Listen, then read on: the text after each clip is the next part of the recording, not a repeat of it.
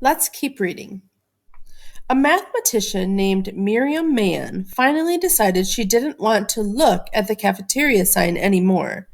Not even 5 feet tall, her feet just grazing the floor when she sat down, Miriam had a huge personality.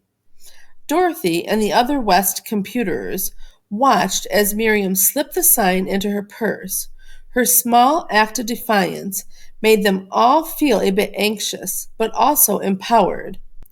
But the next day, the sign reappeared. Miriam removed it again. This happened again and again for weeks. Sometimes the sign disappeared for a few days or a week, sometimes longer, but each time it was eventually replaced with an identical twin. As the sign drama played itself out in the Langley cafeteria, an important civil rights case was playing out in the courts. Irene Morgan, an employee at the Baltimore-based aircraft manufacturer Glenn L. Martin Company, worked on an airplane production line.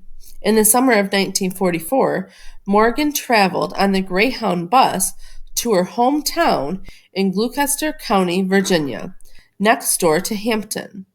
On the return trip, she was arrested because she refused to move to the back of the bus. The NAACP Legal Defense Fund defended Morgan, and in 1946, the U.S. Supreme Court ruled in Morgan v. Virginia that segregation on interstate buses was illegal.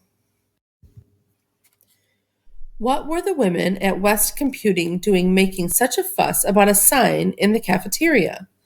Outside Langley, serious civil rights battles were being fought on the streets and in the courts. "They are going to fire you over that sign, Miriam," her husband said. But being black in America was a never-ending series of decisions about when to fight and when to let things go. "Then they're just going to have to do it," Miriam said. Wow, we learned a lot in that part. I hope you were taking notes as I was reading. You were probably fascinated by the way these women were responding to the racist pressures of their environment. You might have come up with some themes that we can continue to pay attention to around things like racism, even in places where it can seem like ideas about race are changing.